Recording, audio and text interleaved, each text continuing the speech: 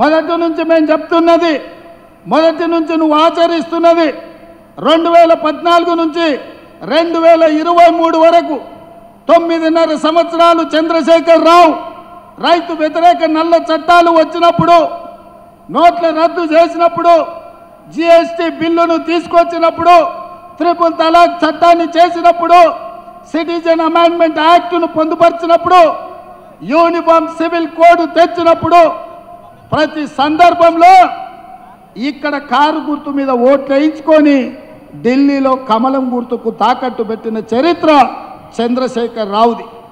ఇవాళ కూడా ఈ తెలంగాణలో గూడు పుటాని జరుగుతుంది. అంతర్గతంగా ఒక అవగాహనతోటి కాంగ్రెస్ పార్టీని గెలవకుండా అడ్డుకోవాలని బీజేపీ బీఆర్ఎస్ ఈరోజు కుట్రలు చేస్తున్నారు. ఈ కుట్రల్ని తిప్పికొట్టాల్సిన బాధ్యత ఖమ్మం మహబూబాబాద్ పార్లమెంట్ నియోజకవర్గ కార్యకర్తల మీద ఉన్నది. అందుకే మిత్రులారా, కేటీఆర్ చెప్తున్నాడు కారు కొంచెం ఖరాబ్ అయి కార్ఖానకు పోయింది మళ్ళీ వస్తుందని. నేను చెప్పదలుచుకున్నా బీఆర్ఎస్ నాయకులకు, కారు ఖరాబ్ అయి కార్ఖానకు పోలే, కారు అనుంజడి కార్ఖానకు పోయింది. కార్ఖానా నుంచి ఇంకా ఇనుప సామాన్లోనికి, పాత సామాన్లోనికి తూకం కింద, కిలోల కింద తెగ నమ్మాల్సిందే. మళ్ళా కారు రాదు, మీరు ఎన్నికల్లో గెలవరు. నామ నాగేశ్వరరావు గారికి నేను సూచన చేస్తున్నా, చంద్రశేఖరరావు మాటలు నమ్మి మోసపోవద్దు. నమ్మించి మోసం చేసుట్లా చంద్రశేఖరరావును మించినోడు లేడు, ఆ కుటుంబానితో పోటీ పడేటోడే లేడు. అందుకే మిత్రులారా, ఇవాళ చంద్రశేఖరరావు కథ అయిపోయింది. మన బోర్ల పడ్డాడు, బొక్కలు ఇరిగినాయి అసెంబ్లీ ఎన్నికలప్పుడు. ఇప్పుడు మిగిలింది పడగ. ఆ పడగ మీద కూడా ఒక దెబ్బ వేయండి, దాంతో ఆ కాలనాగు సమస్య తీరిపోతుందని మా మిత్రులకు చెప్తున్నా.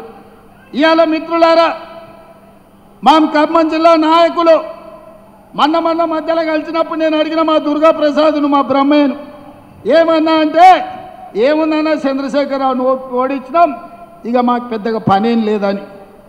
మా సోదరులు నేను ఒక మాట చెప్తున్నా, డిసెంబర్ 3 తారీఖు నాడు వచ్చిన ఫలితాలు సెమీఫైనల్స్ మాత్రమే.